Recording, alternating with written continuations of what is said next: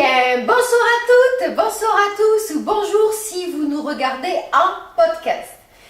Eh bien, voici déjà la seconde émission, nouvelle formule de cette année, puisque je vous le rappelle, depuis le mois de janvier, eh bien, nous vous proposons une émission tous les 20 jours, ce qui fait à peu près 3 émissions sur 2 mois. Alors, pour cette émission, nous irons rendre visite à la télé régionale de la Louvière. Nous rencontrerons le président de la Foire internationale du livre de Bruxelles qui aura lieu du 22 au 25 février à Tours et Taxis. Et nous irons faire le point avec Claude Semal sur un coffret qui sort ce mois-ci, regroupant 40 ans de scène, de chansons, etc.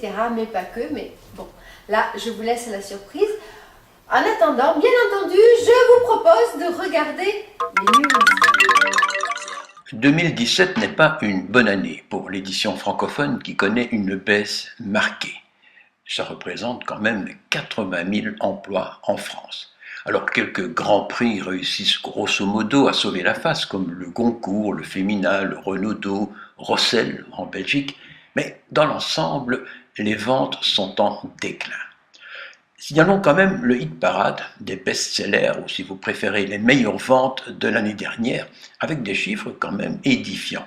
Alors en première place, toute catégorie, et pour la 7e année consécutive, Guillaume Musso, qui réussit en 2017 une vente d'1,5 million d'exemplaires de son fameux Un appartement à Paris. En 2, l'étonnante Raphaël Giordano avec Ta deuxième vie commence quand tu comprends que tu n'en as qu'une, 1 100 000 exemplaires. En 3, Michel Bussy, on l'a trouvé plutôt joli, 930 000 exemplaires. Et alors l'éternel et indétrônable Marc Lévy qui arrive en 4e place avec la dernière des Stanfield, 760 000. Et enfin, quelques noms qui se maintiennent plutôt bien et qu'on connaît comme Fred Vargas et Gilles Le Gardinier. En Belgique, même constat. Le marché qui ne compte qu'un quart de production belge s'est rétréci de 5%. Difficile là de trouver un classement sérieux des auteurs belges. On cherche mais on ne trouve pas. Quant au numérique, eh bien, il monte, près de 30%. La première des rencontres littéraires de Bruxelles de l'année 2018 s'est tenue devant un public attentif à l'espace Art Galerie d'Ixelles, c'est à Bruxelles, chez Gerry Delfosse, qui propose au CIMES des tableaux étonnants et pleins d'humour d'un certain Robert Kettelslegers. J'espère que je prononce bien. À noter que cette galerie, que nous avons déjà présentée à plusieurs reprises dans l'émission, va déménager en mai pour doubler son espace d'exposition. Nous en reparlerons. En attendant, Gérard Adam, l'initiateur de ces rencontres littéraires qui durent 1 heure sur un thème défini, cette fois-ci il s'agissait de solitude et rencontre, avait invité 3 écrivaines et non des moindres. Isabelle Fabre, poétesse et romancière qui vient de publier chez Audace Noir ou Bleu, un recueil de nouvelles qui évoque entre autres la perte douloureuse et difficile d'un conjoint. Ensuite Claire Ruet qui publie La femme mosaïque chez Méo. Et là, c'est l'histoire de Eliane, une mosaïste et déjà grand-mère, qui doute elle-même du sens de sa vie et même de son art. Alors, ses enfants sont partis, elle a perdu le sommeil et l'inspiration, son couple s'effiloche, et puis un accident, un hasard. Elle s'envole seule pour Escaldaldra afin de s'y nourrir de l'architecture du maître de la mosaïque. Et enfin, Martine Rouard pour La solitude des étoiles chez Murmure du soir. Alors là, qu'est-ce qui pousse Camille à quitter sa vie citadine pour une maison isolée au fond des bois avec son chat et son lapin? Un besoin de faire le point dans une solitude totale? Totale? Point d'interrogation. Un inconnu frappe à la porte. C'est la 4e année consécutive que le Salon du Livre, Elle se livre, au pluriel, va se tenir dans la belle et grande salle de l'Institut de la Vallée-Bailly à Braine-l'Alleud les 3 et 4 mars prochains. C'est un salon qui s'installe petit à petit dans le paysage littéraire et ce, grâce à son initiateur et organisateur Bou Bonouader, écrivain et éditeur lui-même. À signaler, mais entre autres bien sûr parmi les célébrités annoncées, Armel Job, dont le dernier roman, en son absence, commence à faire parler de lui. En gros, un matin, Bénédicte, 15 ans, a disparu, elle n'était pas dans le bus scolaire, qu'elle emprunte chaque jour, on pense d'abord à une fugue, un enlèvement, une nouvelle affaire du trou, la suite dans ce roman. Autre célébrité, Nadia Geertz, avec un essai, mais alors bien dans l'ambiance du salon, Dis-moi, c'est quoi le féminisme, etc., etc. Chloé Delis y sera, bien sûr, avec un stunt géré comme l'année dernière par notre ami et chroniqueur Jean-François Foulon, qu'on salue au passage. La séquence qui suit demande un petit recadrage. Il s'agit d'une chanson de notre ami Aurélien Bel. Alors nous savons tous qu'Aurélien est fou allié, personne ne le conteste bien sûr. Idem en ce qui concerne son originalité, mais là il y va fort, très fort. Le genre d'auteur-compositeur assez décalé pour plonger sa tête dans le cabinet. Alors écoutez, et vous comprendrez, avec nos plus plates excuses à toutes nos amies qui portent le doux nom d'Amandine.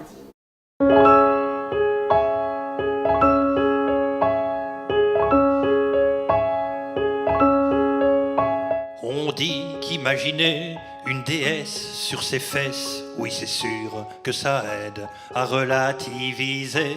On dit qu'imaginer une fée sur le pot, oui c'est sûr que ça aide à tout voir de plus haut.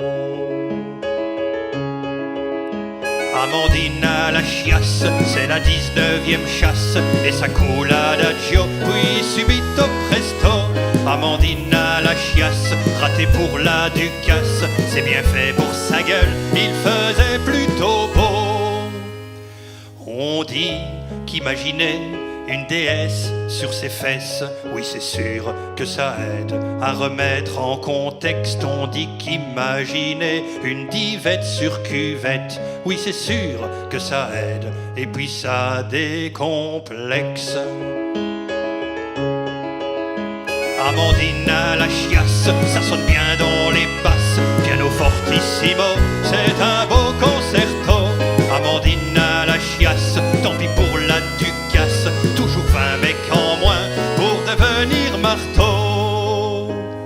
On dit qu'imaginer une minette sur son pet, oui c'est sûr que ça aide à recracher l'arête. On dit qu'imaginer une divette sur cuvette, oui c'est sûr que ça aide, et puis ça décomplexe. Amandine à la chiasse, une chiasse démoniaque, à s'en tordre un tuyau, à s'en mordre un boyau. Amandine à la chiasse, fini les cervelasses, le cassoulet en boîte, le quick et le McDo.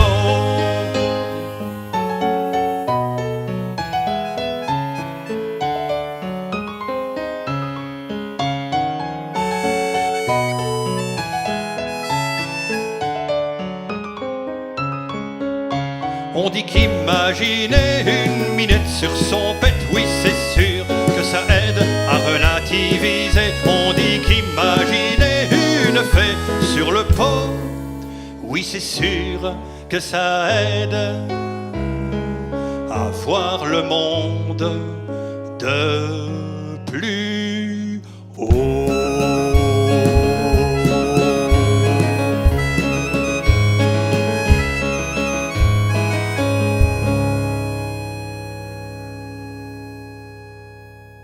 Elle s'appelle Elsa Firing, elle est mère de 5 enfants et décide brutalement, à 36 ans, de changer de vie. Elle se met à l'informatique et trouve un travail dans sa région de Mons. Par ailleurs, elle choisit de se mettre à l'écriture, rien que ça. Alors son dada, ce sont les romans policiers qu'elle lit depuis qu'elle est toutes petites, le Club des 5, Agatha Christie, Sherlock Holmes, etc. Et elle va publier chez Edilivre 4 romans pour finalement s'apercevoir que bien cet éditeur français ne fait pas grand-chose pour elle auprès des libraires du pays. Donc elle décide en 2017 de s'auto-éditer et crée alors Lettres assassines. Il s'agit d'un reportage d'Anne-Sophie Malice. Voilà, aujourd'hui c'est chez Elsa Ferrini à Boussu que nous sommes. Ben voilà, bon reportage. Bonjour, nous sommes ici avec Elsa Ferrini que je vous présente, qui a créé sa propre maison d'édition. Voilà, et j'aimerais bien qu'elle nous en parle. Ben voilà, c'est une idée qui est partie de mes romans policiers, voilà, d'une difficulté de les diffuser. Voilà, j'ai été éditée en France et il y a eu des difficultés de les faire parvenir chez les libraires, on avait des demandes et puis voilà, on a vu que ça ne marchait pas trop bien. C'était chez Edilivre, hein? Voilà, c'était chez Edilivre. Et pourquoi la France? Ben en Belgique, j'avais pas trouvé, il y avait pas vraiment beaucoup de maisons pour le polar. Il y avait beaucoup de frais de port, les libraires rechignaient à devoir rogner sur leur marge, enfin, c'était assez compliqué. Oui.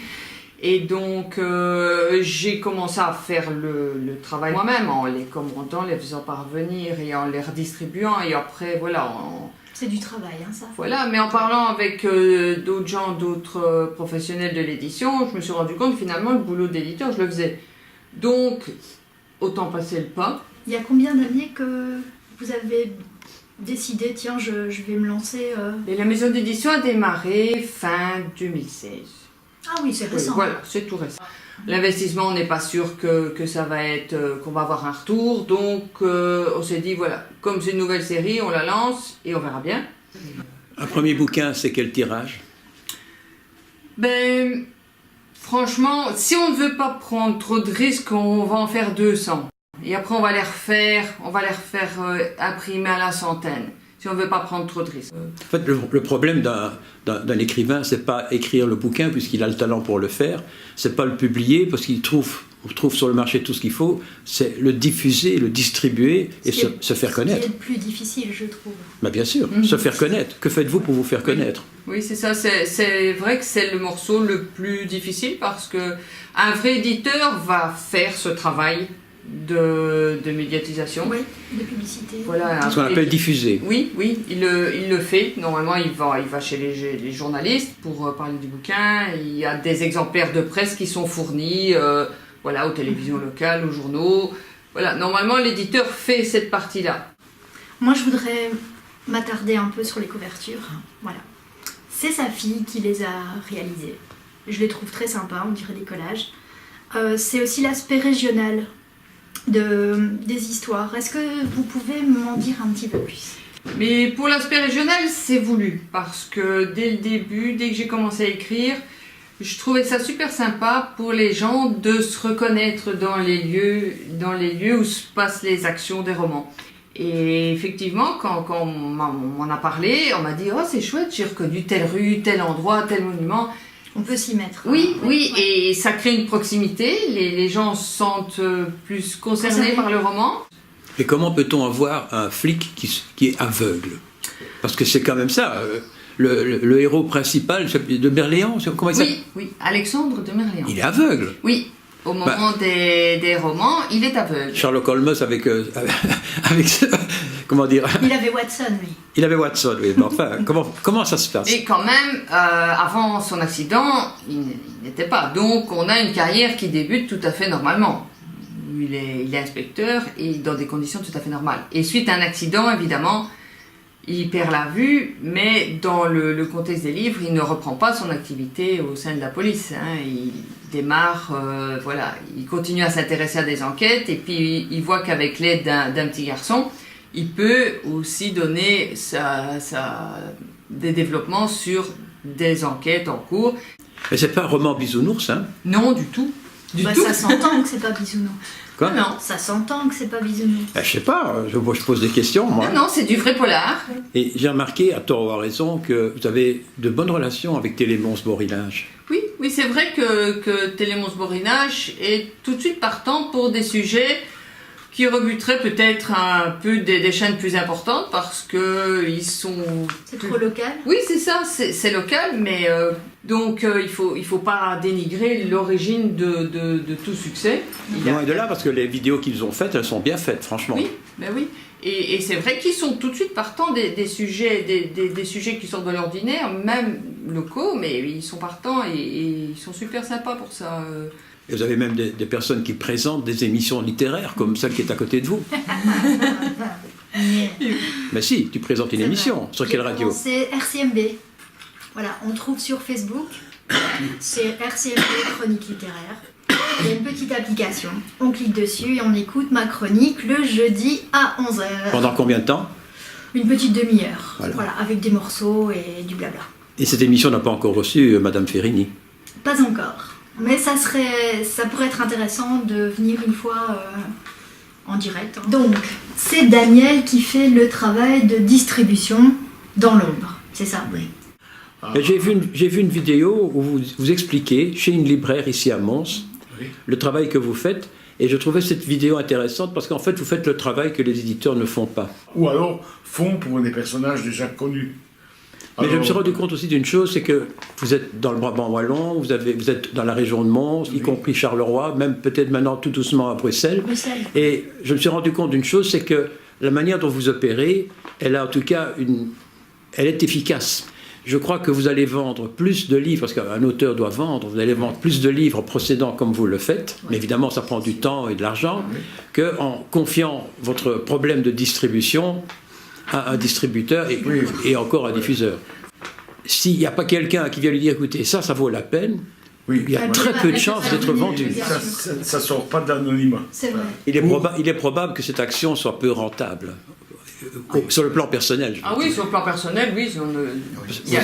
Vous êtes pensionné, ça. sans doute, quelque chose comme ça, ce Ah qui oui. vous permet de le faire. Moi, je vais vous dire franchement, moi, je trouve ça terriblement enrichissant. Oui, mais incontestablement. Mais donc c'est un investissement personnel. Ah oui, Oui, bien tout à sûr. fait, Et tout à c'est fait. sûr que mon mari est à la retraite, ou sinon il ne pourrait pas donner de son temps comme ça. Qu'allez-vous faire quand vous allez devoir diffuser d'autres auteurs que vous-même? Ben, la même chose. La même chose. Il n'y a pas de raison. Autant on s'est parlé des livres que j'écris, autant de la même façon, il parlera d'un autre auteur. Et c'est de cette façon qu'on espère un peu trouver sa place dans les rayons. L'avenir de l'être assassine, ça se voit comment? Mais pour l'année 2018, on prévoit 2 nouveaux romans. Et Les vôtres? non, un à moi et un nouvel auteur. Donc ce sera le premier nouvel auteur. Qui reste secret? Oui, pour le moment, oui. On ne veut pas éditer pour éditer. Non. Voilà. Et le ressenti en tant que lecteur, je veux le garder en tant qu'éditeur. Bien sûr. Un roman, quand je lis un roman, je ne veux pas me sentir arnaqué, je vais dire. Je ne veux pas avoir l'impression d'avoir payé n'importe quoi. Oui. Et ce que je veux vendre, ce que je veux donner au lecteur, je veux que ça reste ce que moi j'aime lire. Voilà. Pas en sujet. Il faut avoir l'esprit ouvert pour les sujets, mais en qualité d'écriture. En ce sens que je veux qu'un roman qu'on commence, on ne le lâche pas.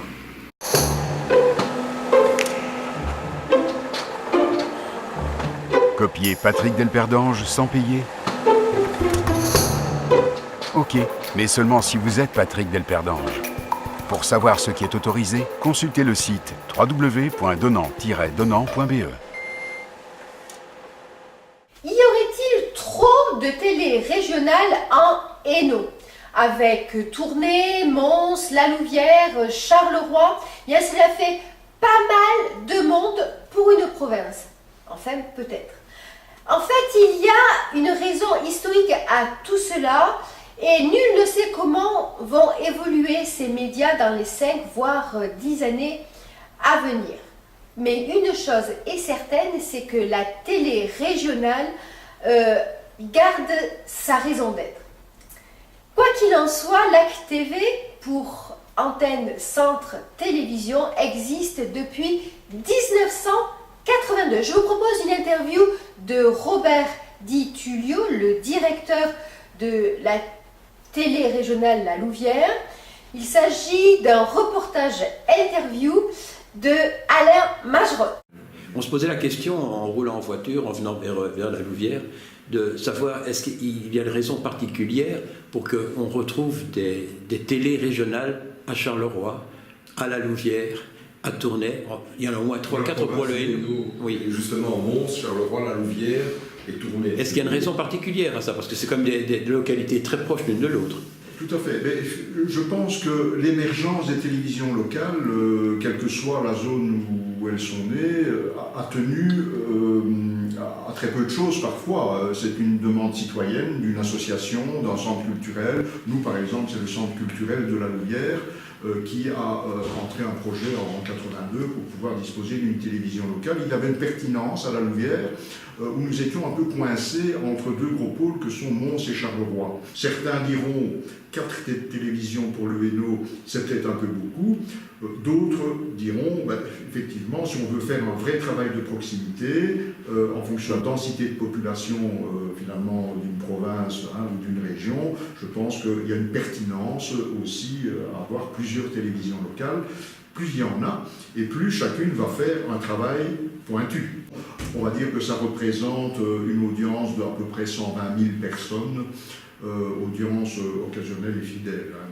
Et sans être trop indiscret, les subsides sont octroyés en fonction de l'audimat ou de je ne sais pas. Il n'y a pas de secret, tout ça est public évidemment. Oui. Donc on a pour Antenne Centre, ça représente la subvention de fonctionnement octroyée par la Fédération Wallonie-Bruxelles, représente autour des 530 000 €.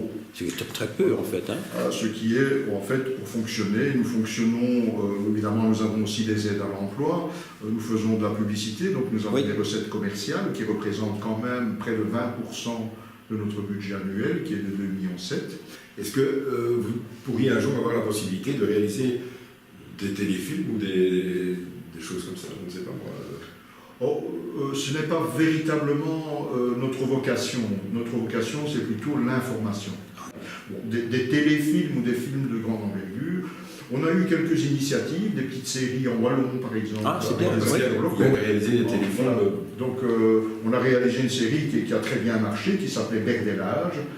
Et c'est un peu la rencontre de gens de la région qui s'exprimaient en wallon, du centre, dans une librairie. Je suppose qu'une télé comme la vôtre a un conseil d'administration dans lequel se retrouvent les partis politiques, disons, présents dans la localité, dans l'environnement. Est-ce que c'est une télé socialiste? Parce que la Louvière, c'est... Mais en fait, c'est pas en ces termes-là que ça se pose. C'est-à-dire que nous avons dans le décret sur l'audiovisuel un mode de représentation, une procédure qui nous est fixée. C'est-à-dire que le conseil d'administration, nos instances, doivent être composées à 50% de mandataires politiques, mandataires publics, et au minimum à 50%, mais ils peuvent être évidemment plus nombreux, de représentants du secteur associatif et culturel, donc ce qu'on appelle le secteur privé. Et qui eux-mêmes ont souvent une couleur politique. Il y a une certaine liberté au niveau de l'information, c'est-à-dire qu'il n'y a pas de, vous savez, de pression. C'est une question, vous savez, j'ai 35 ans ici de carrière en Antenne Centre, 35 ans de proximité à la fois avec les associations mais aussi avec le monde politique. Il faut, à certains moments, je pense qu'il faut mettre les choses à plat. Je pense qu'un bon dialogue, c'est toujours ce que j'ai privilégié. La pression, elle est permanente. Quels sont vos rapports avec la RTBF ? Bon, nous sommes dans un rapport de bonne collaboration, de bonne entente. Vous faites des reportages pour eux aussi ? On cède des images, on s'échange des images, on s'échange des reportages. Ça pourrait être plus intensif, c'est ce qu'en tout cas souhaiterait le gouvernement, le Conseil supérieur de l'audiovisuel, qui recommande évidemment des collaborations précises. Ou quand il y a le festival de Ronquière, par exemple, peut-être sur place ? Oui, bien sûr, le festival de Ronquière. Nous avons d'ailleurs un cadre de captation qui enregistre, qui capte l'ensemble des concerts pendant 2 jours. Et vous relayez pour la RTBF ? Non, dans ce cas-là, non. Ce qui explique peut-être aussi, c'est ce que vous m'aviez dit, le fait qu'on retrouve beaucoup de télé-régionales assez proches l'une de l'autre, c'est que quand elles se sont créées, il y a 20 ou 30 ans, on tenait plus compte de la diffusion des câbles opérateurs que des distances en kilomètres, en fait. Oui, tout à fait. Évidemment, tout ça a changé depuis 2008, je pense, où un seul opérateur unique a repris l'ensemble des zones pour la diffusion. C'est la marque Vous, notamment, avec Netis. Mais précédemment, il y avait des intercommunales qui se partageaient les zones de diffusion et on a dû tenir compte de cela pour la transmission du signal. Donc à certains moments, notre signal débordait sur une zone qui n'avait rien à voir avec la nôtre. Et donc on a dû mettre des bouchons pour que le signal n'aille pas plus loin que la région de Soigny, parce que là on allait chez nos télés par exemple. Donc on a dû reconfigurer un petit peu le signal. Aujourd'hui tout ça évolue. Tout ça. Mais il va y avoir une nouvelle loi, vous me dites. Voilà. Il y a une nouvelle circonscription électorale qui va être votée. Précisément aujourd'hui, ce sera voté. Je n'entre pas évidemment dans les détails de ce que ça va occasionner. En tout cas, pour nous, ce que ça va occasionner, c'est en tout cas une plus grande cohérence de ce qu'on appelle la région du centre. Donc, une plus grande homogénéité, c'est-à-dire qu'on deviendra véritablement le porte-voix, le ciment, on va dire, de cette région. Ça fera combien de communes? Une dizaine, une vingtaine? Elle va compter officiellement 10 communes. Nous étions précédemment répartis un peu sur 3 arrondissements administratifs. Aujourd'hui, il y a un arrondissement électoral, effectivement, qui va s'appeler Soigny-la-Louvière, et qui sera beaucoup plus homogène que ce que nous avions avant. Mais ça aura une retombée, évidemment, pour ce qui nous concerne. Notamment, certaines communes ne sont peut-être plus couvertes par Antenne Centre, mais par nos voisins. Senef, par exemple. Voilà, Senef reviendra vraisemblablement dans le giron, dans la zone de couverture d'Antenne Centre. Donc nous pourrons, alors qu'aujourd'hui c'est un peu plus difficile, il faut qu'on s'arrange avec nos voisins de Charleroi, mais nous pourrons aller par exemple couvrir l'actualité de la commune de Senef. Et peut-être qu'il y aura évidemment un échange, une autre commune qui partira vers Charleroi. Donc tout ça va être évidemment en fonction. Est-ce que Ath est considéré comme le centre pour vous? Non, Ath fait partie de la zone de nos télés, mais à une époque, par exemple, lorsque c'était l'intercommunal IGO qui s'occupait du signal audiovisuel, nous avions, par exemple, nous ne diffusions pas sur Soigny. Alors que Soigny dépendait de la région du centre. Et ça, c'est à l'époque où... Et nous avons récupéré, nous, la diffusion, nous avons dû nous arranger avec le télédistributeur pour qu'ils émettent Antenne Centre uniquement sur Soigny et que Antenne Centre ne soit pas vue par les gens de Tournai. Mais maintenant, ça n'a plus de sens, puisque maintenant, c'est Internet, donc aujourd'hui... À la limite, en Chine, on peut vous regarder. Voilà, on a une ouverture, évidemment, déjà de fait par la diffusion sur Internet. Et aujourd'hui, il y a évidemment une demande de l'ensemble des télévisions locales. Il y a un accord officiel entre elles, en tout cas, de pouvoir distribuer chacune d'entre elles sur tout le territoire, en fait.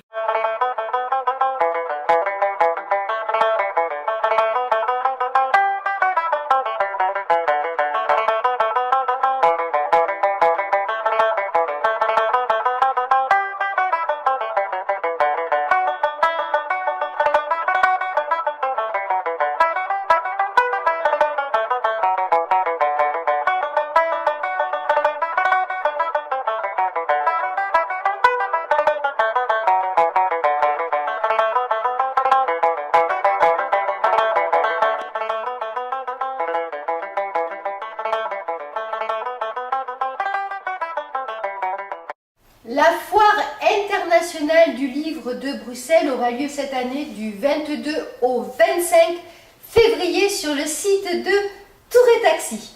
Gigantesque librairie au cœur de l'Europe, la foire du livre de Bruxelles est devenue en un peu moins de 50 ans un événement culturel majeur. Située sur le site chargé d'histoire de Tour et Taxi, la foire du livre de Bruxelles, c'est 198 exposants, 1350 éditeurs représentés, 17 500 mètres carrés de surface d'exposition, c'est 320 rencontres débats, 925 auteurs pour environ 70 000 visiteurs. Je vous propose une interview du président de la foire du livre de Bruxelles, Hervé Gérard. Hervé Gérard, ça fait maintenant combien? 40 ans que la foire du livre existe? Non, 50. En 2019, nous allons fêter d'ailleurs en grande pompe le 50e anniversaire 50. de la Foire du livre. Oui, tout à fait. Et ça a itinéré un peu. 1969, ce sera 50 ans avec 49 éditions, parce qu'il y a une année où il n'y a pas eu d'édition, c'est en 96. Ah bon, et pour quelle raison? Des lieux qui n'avaient pas été trouvés à l'époque. Enfin, moi, j'avais strictement encore rien à voir avec la Foire du livre à l'époque, si ce n'est que j'étais exposant. Mais je crois on était à la recherche de lieux. Vous savez qu'après Rogier, on a un peu été dans toute une série d'endroits. On a été sous le parking du Palais du Congrès, on a été sous les pyramides à Rogier. Ça, c'était vraiment pas une très bonne idée. Non. Parce que ça, c'était vraiment assez... Ça a été remplacé par un truc d'érotique, je Voilà, crois. exactement. Et puis finalement, en 2006, on est arrivé à Tour et Taxi. On est très bien. D'ailleurs, on est en train de re-signer avec eux une convention de 3 ans. Donc, Je crois que c'est vraiment le bon emplacement. Hein. c'est le bon emplacement, c'est le bon lieu, c'est le bon espace, surtout. Et le parking. Et le parking qui est là, et puis c'est un lieu en devenir, vous savez qu'on rénove énormément, qu'on construit, que maintenant la gare maritime fait l'objet d'une énorme rénovation. Il y aura des bureaux, des boutiques, des habitations, il y aura un jour un hôtel, un jour le tram va évidemment arriver jusque-là, donc c'est un quartier qui d'ici 10-15 ans ou 20 ans sera vraiment le quartier up-to-date, en tout cas de Bruxelles. C'est un quartier qui explose, ça c'est Enfin, clair. un quartier qui explose, tout le long du canal d'ailleurs, c'est le cas aussi. Alors, moi j'ai vu des chiffres, parce que je vais toujours vérifier, vous le savez. Hein. Ça fait bien. Et 70 000 visiteurs, du moins c'est ce qui est annoncé. Ouais. C'est un vrai chiffre poussé, c'est le vrai. C'est le vrai chiffre. Est-ce que ça ne J'insiste vient un pas peu aussi, là-dessus. ça ne vient pas aussi du fait que maintenant vous avez une entrée gratuite? Ah, évidemment que ça a contribué, c'est-à-dire qu'en 2015, lorsque nous avons lancé notre première année gratuite, qui était d'ailleurs une proposition qui avait été faite par notre nouveau coordinateur général, que maintenant on C'est renomme. plus un directeur, hein. Avant c'était un directeur. Non, c'était une commissaire générale, Oui. qui s'est devenue un coordinateur général, et Grégory Laurent a repris maintenant le titre de commissaire général. Une surface incroyable. Vous êtes à presque 18 000 mètres carrés, c'est ça? Oui, c'est ça. Ben, on ne vend pas les 18 000 mètres carrés parce qu'il y a évidemment beaucoup d'espace de débat. On veut faire quand même des allées tout à fait confortables. Donc on n'est pas là uniquement pour vendre des mètres carrés, on est là aussi pour que ce soit un espace de détente et de loisirs. Quel est le budget actuel de la Foire du Livre? Alors le budget actuel d'une fois... Grosso modo. Grosso modo, je dirais, je crois on est aux alentours du 1,3 million. Pour payer ces 1,3 millions, il y a bien sûr... Alors, il y a bien sûr les éditeurs, ça, je veux dire, les exposants en tout cas sont Oui. les premiers contributeurs, ça c'est tout à fait certain, puisqu'ils louent évidemment leurs espaces, et alors énormément maintenant, beaucoup plus en tout cas qu'il n'y avait avant, d'aides extérieures. On vient de signer une nouvelle convention avec la Fédération Wallonie-Bruxelles, une convention de 5 qui nous octroie un subside de 85 000 €. Fanny Dalanan, elle, présidente de la COCOF, également vient de signer une convention de 5 ans, en tout cas, qui pérennise en tout cas nos subsides. Et alors, on a quand même un important sponsor privé, qui est la banque Fintro, qui s'investit de plus en plus. Et Fintro qui en profite pour lancer un prix littéraire. Ah, bien sûr, et Fintro qui en profite pour faire son prix littéraire, qui a déjà été un gros succès l'année passée. Puisque, Policier, uniquement policier. l'année passée, c'est ici, en effet. Avec Paul Collis à la présidence. Oui, hein. Paul Collis à la présidence, et l'année passée, sur les 5 livres finalistes, 3 ont trouvé éditeur. Ça, c'est mal que ça. C'est pas mal. Et cette année, c'est Barbara Abel. Oui, cette année, c'est Barbara Abel qui avait là-dedans un jury. On retrouve notamment quelqu'un que vous connaissez bien, que j'aime beaucoup, qui est Laurent Sorté. Et vous-même, là-dedans? Moi, j'essaye en tout cas. Moi, d'ailleurs, en tant que président du conseil d'administration, je suis, si vous voulez, la responsabilité ultime. Donc, si par malheur il pouvait avoir un jour un incident, ce qui n'y aura jamais, ce que j'espère, c'est évidemment bon. Donc j'ai une présence constante. J'ai une présence plutôt relationnelle, bien entendu. Je vais voir les uns, les autres, j'accueille les personnalités, j'accueille les ministres, j'accueille les ambassadeurs. Donc j'ai un rôle protocolaire, mais j'ai aussi un rôle de soutien par rapport à l'équipe. C'est-à-dire que tout le temps, je dirais 2-3 fois par jour, nous avons une petite réunion avec l'équipe et on voit tout ce qui ne va pas. Et moi-même, je supervise le tout. Voilà. Mais en compagnie toujours de Grégory, qui est vraiment la personne active et qui a le rôle de directeur général. Oui. Voilà. Mais alors ça marche bien tout ça? Ben oui, je veux dire que la Foire du Livre marche très très bien. On est vraiment très très heureux. Et l'équipe qui s'occupe de ça, ça combien de personnes? Alors en permanence, c'est 3 personnes permanentes à l'année. Donc qui se sont évidemment au fur et à mesure que la foire se prépare, il y a les programmateurs qui entrent en jeu. Donc toute bien l'année, sûr. 3 personnes travaillent pour cette foire Ah oui, tout de à fait. 4 jours. Ah oui, oui, bien sûr. C'est une énorme organisation. C'est une énorme organisation. Les gens ne se rendent pas compte, mais enfin, il y a un service de sécurité derrière, la restauration. C'est des négociations tous azimuts que l'on fait tout au long de l'année, évidemment, pour que cette foire soit une grande réussite. Mais c'est le lot de tous les salons, hein, c'est le lot de tous les salons. Hein. C'est 3 personnes qui se retrouvent pendant les 4 jours de la foire avec une centaine de bénévoles. Hein. Ah oui, bien sûr. On a en plus une centaine de bénévoles, on a des stagiaires aussi qui viennent renforcer l'équipe, et alors les programmateurs extérieurs aussi. Bien sûr qu'il y a toute une série d'extérieurs. Mais dites, vous êtes président depuis combien de temps? Alors, je suis président depuis octobre 2008, exactement. Donc ça va faire 10 ans. Vous ne commencez pas à en avoir marre? Ah, pas du tout. Je veux dire que, et le fait aussi qu'on a renouvelé l'équipe me donne un nouveau dynamisme et un nouvel enthousiasme. Donc je n'en ai pas marre, et manifestement l'équipe n'en a pas marre, le conseil d'administration n'en a pas marre. Et vous êtes un peu plus libre aussi maintenant que vous n'êtes plus l'éditeur avant-propos. Je suis évidemment plus libre, donc j'ai plus de temps aussi à consacrer à mes passions, dont notamment, bien entendu, la foire du livre. Par rapport aux autres foires internationales qui existent en France, que sais-je, où vous situez-vous pour l'instant? Alors, pour l'instant, en tout cas, on est la 2e plus grande foire francophone au monde, après Paris. Bien qu'on est plus ancien que Paris, il faut savoir qu'on est la foire du livre francophone la plus ancienne au monde. La foire du livre la plus ancienne au monde, toute catégorie, c'est Francfort, qui a été créée au XVIe siècle, ça on oublie, mais Francfort existe, je crois, depuis 1536 ou 1539. C'est en allemand, là. Voilà, exactement. Non, c'est international, je veux dire. Voilà. Ah oui. Paris, par exemple, fait 140 000 visiteurs, nous en faisons 70 ou 70 000. Ce qui veut dire, vous imaginez, par rapport au nombre de la population de la France, 65 millions d'habitants, 66 même maintenant, dernier recensement, et par rapport à nos 5 millions et demi de francophones, 5 à 5 millions et demi de francophones, vous voyez ce que l'on appelle d'un très vilain mot, le taux de pénétration est quand même beaucoup plus important chez nous, même si vous réduisez ça à l'île de France. Me voilà arrivé à la maison pour ouvrir le fameux colis.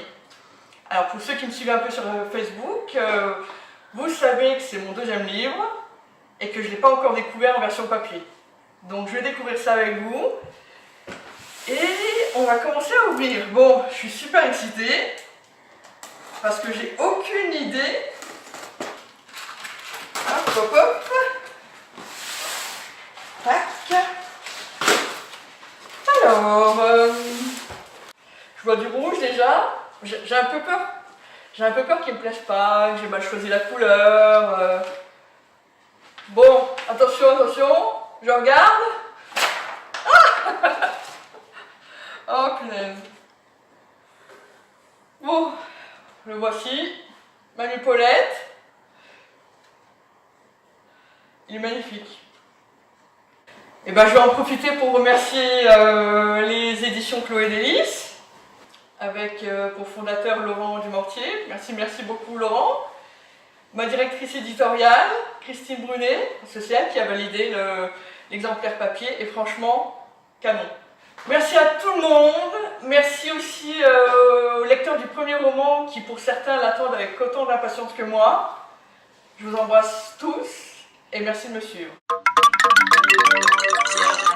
Claude Semal est un de ces chanteurs-compositeurs belges dont la réputation n'est ni à la hauteur de son talent, ni des 40 ans de scène. Nous l'avons déjà présenté à de nombreuses reprises dans notre émission et ce n'est pas près de finir.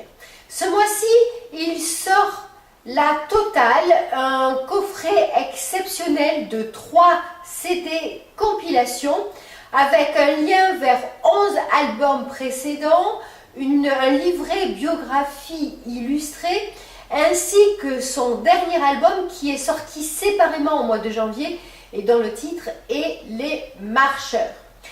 Nous vous en proposerons en annexe l'un des titres phares, Ma Pension. Nous n'avons jamais fait de publicité dans Actu TV, mais si nous vous parlons de cet artiste aujourd'hui, c'est parce que tout d'abord, il le mérite et parce que nous le considérons également un peu comme un ami. S'il passe dans votre coin, eh bien surtout ne le ratez pas, c'est un vrai phénomène. Bon, Claude, on se connaît, hein. Mais je me pose parfois une question. Je viens de se le dire à la cuisine pendant qu'on préparait le café. Je ne comprends pas comment un artiste comme toi, qui a de la bouteille, c'est le moins qu'on puisse dire, n'ait pas la notoriété qu'il mérite. Je t'ai déjà vu sur scène. Non seulement tu es très bon sur scène, hein, en tout cas c'est de la vie personnelle, mais je ne suis pas le seul à le partager, je crois, mais tu emploies des musiciens vraiment extraordinaires, donc tu as les meilleurs en principe. Hein. a la frite, la patate, la baraque à frites. Frites contre la baraque. On a la frite, la patate, la baraque. Est-ce que c'est pas aussi le fait que tu n'aies jamais eu un tube? Mais c'est vrai que je n'ai jamais fait ce fameux tube ou cette fameuse chanson. Ce qui s'en est rapproché le plus, c'était sans doute Le Pays Petit. Ouais. Mais ce n'était pas chanté par moi, c'était chanté par Christian Stefanski au Festival de Spa en 82. Et en tout cas, en Belgique, cette année-là, c'est une chanson qu'on a un petit peu entendue. Le fait que tu fais de la chanson française, entre guillemets, donc des textes en principe autre chose que je t'aime, tu m'aimes, je ne t'aime plus, je m'en vais. Oh, mais je dis que je dis je t'aime aussi. Oui, je sais, mais enfin, je veux dire, tes textes peuvent être lus indépendamment de ta chanson, par exemple, hein, ce qui n'est pas le cas de toutes les musiques. Oui. Bon, donc, est-ce que c'est peut-être à cause de ça? Tu es trop culturel? Trop intello? La chanson française a tenu le haut de l'affiche jusqu'au milieu des années 70. Ouais. Et c'est vrai que depuis les années 80, les fameuses années de plomb, en tout cas pour la chanson d'expression, l'éruption des vidéoclips, des boîtes à rythme, des synthés et de la musique de danse, on a été relégué dans la marge. À tort ou à raison, on peut te considérer comme un chanteur social. Est-ce que c'est encore à la mode, ça? Mais la mode, d'abord la mode ça passe et puis ça revient, donc je dirais, pour moi ça n'a strictement aucune importance. Non mais tu es engagé politiquement, on le sait. Oui, mais enfin, dans les années 70 et dans le rap ou dans d'autres modes musicaux, il y a des tas de gens qui sont engagés et ça ne les empêche pas de faire de la musique commerciale et de bien se vendre. Donc je crois que c'est plus une certaine indifférence, disons. Bon, mais ceci dit, ça fait combien d'années que tu cours toutes les scènes? Ça fait 50 ans que j'ai écrit ma première chanson, mais c'était vraiment mes premiers accords sur la guitare. Ça fait 45 ans que je travaille professionnellement en scène. Il y a évidemment mon actualité immédiate. Oui, c'est la totale, quoi. Voilà, la totale. C'est quoi la totale? Alors, la totale, tu fais un doigt d'honneur, tu dis allez vous faire foutre ou quoi? Non, pas du tout. Non, je pense pas. Hein. Non, en faisant ce 12e album, je me suis rendu compte précisément que c'était le 12e, et donc qu'il y avait derrière une douzaine d'albums de chansons, 140 chansons enregistrées en tout, qui pour la plupart étaient devenues inaccessibles, parce que soit c'était de 33 tours, soit ils sont épuisés depuis longtemps. Bah, tu te vas sortir un coffret, hein? Voilà, donc il y a un coffret qui sort avec un petit livret de photos de 50 pages, les 3 albums de compile et le 4e album. Voilà, tout ça. Ça veut dire que demain tu vas mourir ou... Oui, ça peut avoir un côté comme ça, mais ça a failli s'appeler, de façon un petit peu humoristique, mon œuvre complète, tome 1, parce que précisément, ce n'est, comment dire, c'est pas une œuvre testamentaire, du moins je l'espère, parce que malheureusement pour ceux que ça emmerde, j'ai bien l'intention de continuer. Oui, mais enfin, ceux que ça emmerde, ils ne sont pas obligés d'aller voir ton spectacle. Hein. Non, ils ne sont pas obligés. Voilà. Donc sans télé, on n'existe plus. Maintenant, il y a les réseaux sociaux qui peuvent de temps en temps prendre le relais. Il y a des youtubeurs qui, dans leur salle de bain, avec une petite caméra comme ça, font des centaines, des milliers de vues. Donc, mais en tout cas, sans vitrine médiatique, on a du mal à exister socialement, indépendamment de la petite tribu ou du petit lieu dans lequel on vit et on travaille.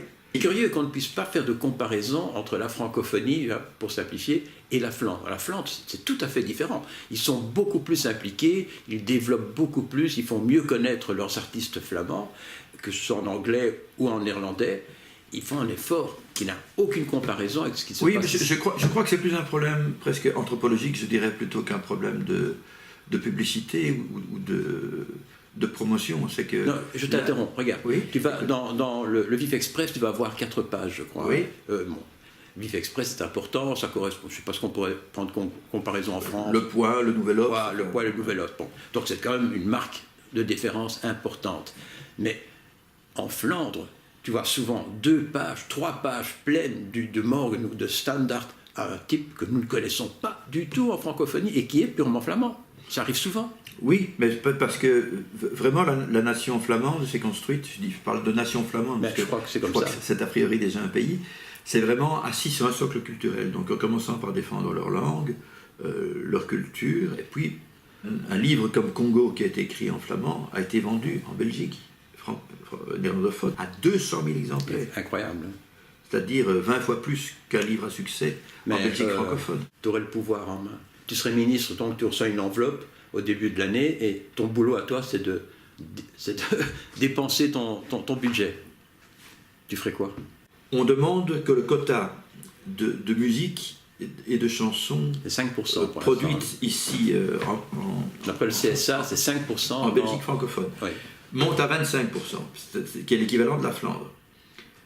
Pour le moment, tu dis c'est 5%, c'est 5%.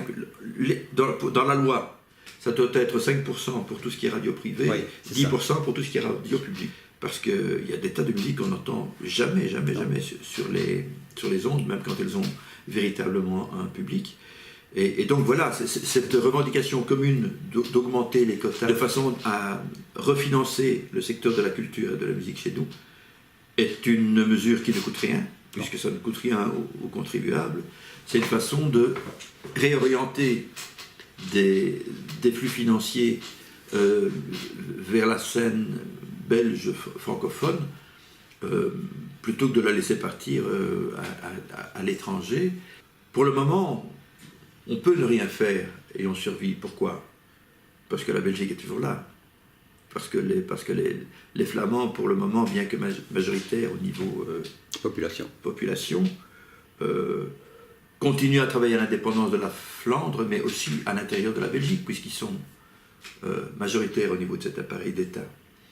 Le jour où ce ne sera plus le cas, ce qui arrivera un jour à mon avis, où Bruxelles et la Wallonie se retrouveront gros-gens de devant et dans l'obligation à ce moment-là de s'inventer une histoire commune et une identité commune, je crois qu'ils vont tout d'un coup redécouvrir de façon urgente et brûlante le besoin d'avoir cette culture commune. Et voilà. Ou alors, ils se contenteront d'être de vagues cousins de province de la culture française. Et la Belgique s'évaporera totalement comme le 53e département français. Bon, si réellement nous ne valons pas mieux que ça au niveau de l'histoire, moi être français et républicain, ça me va très bien aussi.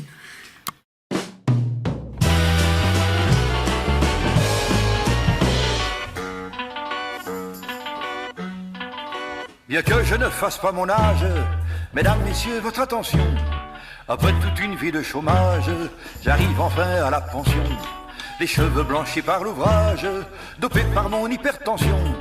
Je vais profiter des voyages et des prix de l'arrière-saison. Après toute une vie de chômage, je vais changer d'allocation.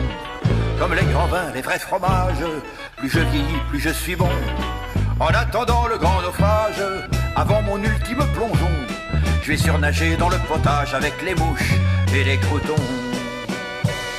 Mais voilà que comme un mirage, le jour béni de ma pension recule dans le paysage comme la ligne d'horizon. On me réclame davantage de quotas de cotisation, des annuités d'esclavage en plus pour payer ma pension.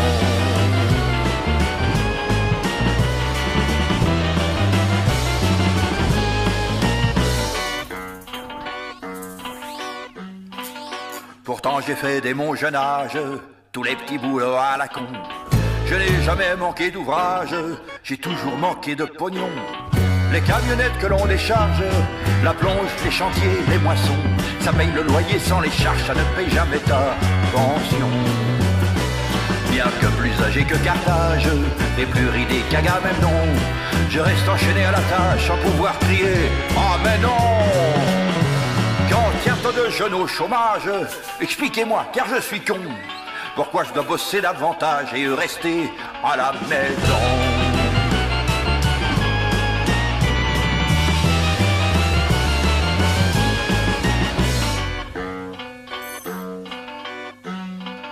J'ai travaillé jusqu'à plus d'âge, fallait bien nourrir le fiston.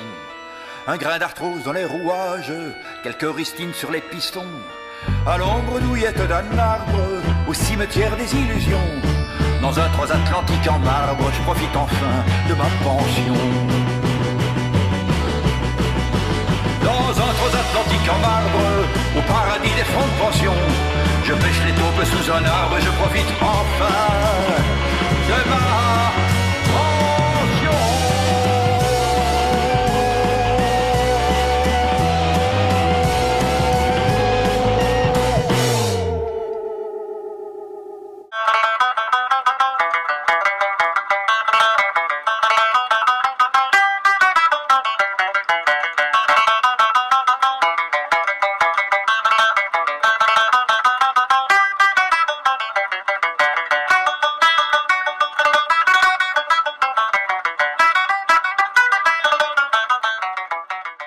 Les Belges considèrent Marguerite Yourcenar un peu comme l'une des leurs et pourtant elle est française et même américaine.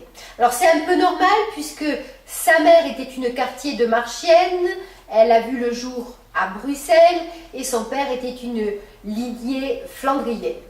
Ses œuvres magistrales et quasi planétaires, les mémoires d'Adrien ou l'œuvre en noir l'ont installé comme un monstre sacré de la littérature classique mais brillante qui l'amenèrent à l'Académie royale de Belgique, puis 10 ans plus tard à l'Académie française où elle fut la première femme à y siéger après 3 siècles et demi d'existence.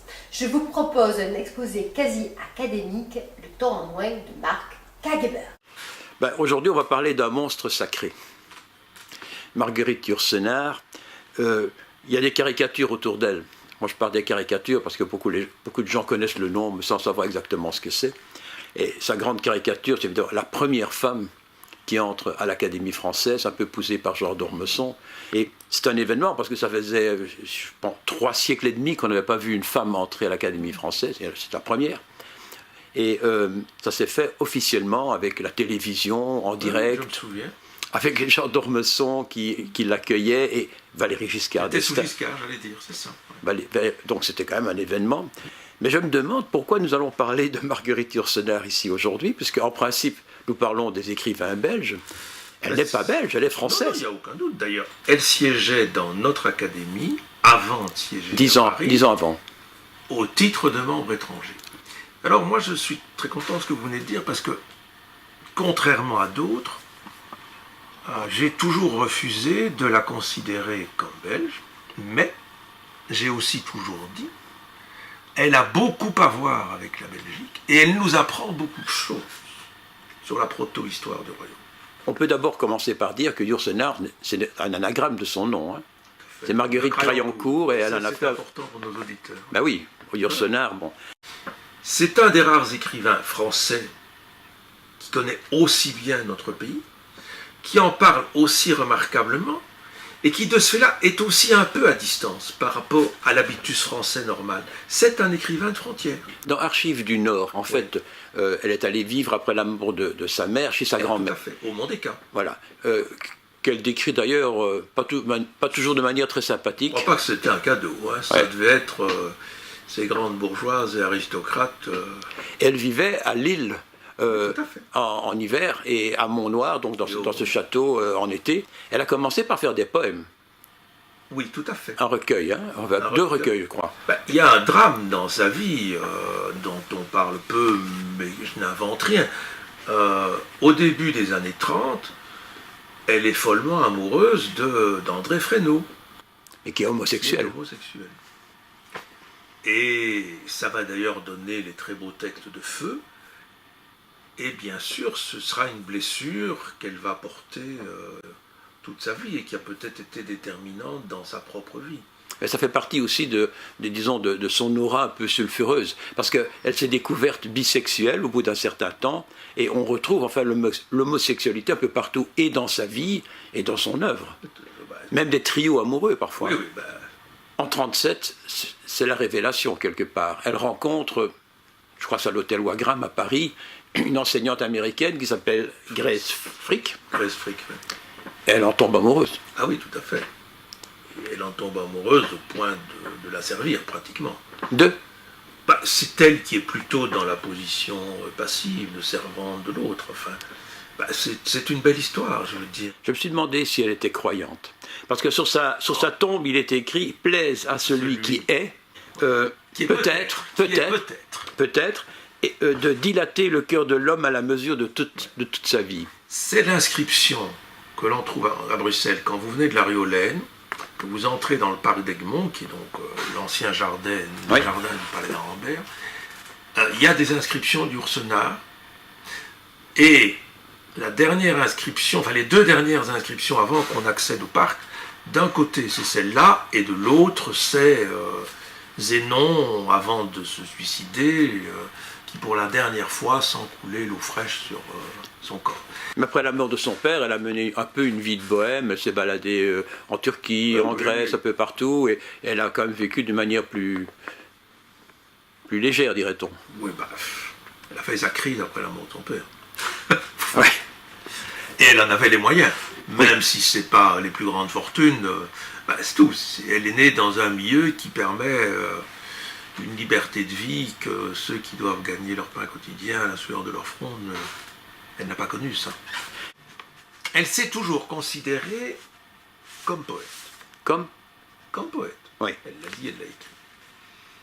Or, l'essentiel de son œuvre, ce sont des fictions. Il y a aussi le théâtre, mais on n'en parle presque pas. Très peu, oui. Alors peut-être justement que la singularité de sa prose romanesque, c'est à la fois qu'elle a une telle connaissance exacte de l'histoire, qu'on n'est pas du tout dans le roman historique comme chez Dumas. Non. Les historiens pourront toujours la chipoter sur tel ou tel détail, mais on n'est pas du tout dans l'invention fabulatoire ou affabulatrice de Dumas et des romanciers du XIXe siècle. En tant que personne, j'ai lu, à tort ou à raison, qu'elle était une grande épistolière, et donc elle écrivait beaucoup de lettres. Des volumes publiés d'ailleurs. Des volumes publiés, et elle était aussi hypocondriaque, paraît-il. Oui. Dépressive, souvent. Ça c'est tout à fait clair. Pour quelle raison? Est-ce que c'est sa vie sentimentale, agitée, difficile, compliquée? Un enfant qui n'a pas connu sa mère, mais elle n'est pas morte, on lui donne naissance. Elle est morte 10 jours après. Oui, c'est ça. Bon. Il y a quand même un trou affectif profond. Son père la confie à sa propre mère. Elle est élevée dans l'aisance avec un père brillant, intellectuel, mais aussi un homme qui aime s'amuser. Je pense qu'il y a une faille. Enfin, on a tous une faille. Sa faille à elle doit être quelque part dans cet accrochage-là qu'elle n'a pas eu au continent maternel. Et je pense que la force de l'écriture de Yourcenar est d'extrême attention. Il n'y a pas de déchet. Bon, il y a des œuvres qu'on peut préférer, mais dans les phrases de Yourcenar, il n'y a pas un truc dont on dit Dieu, elle s'est laissée aller, elle n'a pas regardé. Elle est d'une pureté. Tout est tenu. Et ce tout est tenu dans l'écriture, je pense, est la forme qu'elle a trouvée par rapport à la dépression et hypocondriaque, ça va de pair. Hein. Alors, elle a aussi été, à la fin de sa vie en tout cas, écologiste. Tout à fait. Et elle a notamment avec écrit... ses foulards, son couffin, oui. ses fruits, ses productions naturelles. Voilà, et je crois qu'elle a une fondation qui d'ailleurs défend la faune, la nature, etc. Elle a écrit à Brigitte Bardot pour les phoques. Hein. Non, ça je ne savais pas. Ah oui, elle a envoyé une lettre, elle a demandé à Brigitte Bardot de lancer le combat contre les bébés phoques qu'on assassinait sur la banquise, donc elle était quand même très impliquée. Quelle place va-t-elle garder dans 100 ans? Parce qu'à mon avis, son nom restera. Moi, je suis, comme vous, très optimiste là-dessus. On ne peut jamais... Parce que l'évolution des sensibilités est telle, et la méconnaissance de l'histoire tellement abyssale dans les formes d'enseignement et de crétinisation que l'on vit, qu'une des difficultés de son œuvre pourrait tenir à cela. C'est-à-dire d'abord à la rigueur de l'écriture. Bon, c'est pas les tweets de M. Trump, hein, et à la connaissance historique qu'elle a. Donc je ne sais pas, aujourd'hui, si on met Yourcenar dans les mains d'un gosse bien formé, mais je dis même bien formé, de 15 ans, comment il va se démerder dans l'univers de l'Antiquité qui pour nous n'était quand même pas un monde étranger, ou dans l'univers de la Renaissance? Je ne sais pas. Par contre, ce dont je suis sûr, c'est que c'est une œuvre qui va tenir par sa cohérence interne. Sur le lectorat, je ne sais pas. Mais ce n'est pas une œuvre qui va disparaître de la mémoire des grands.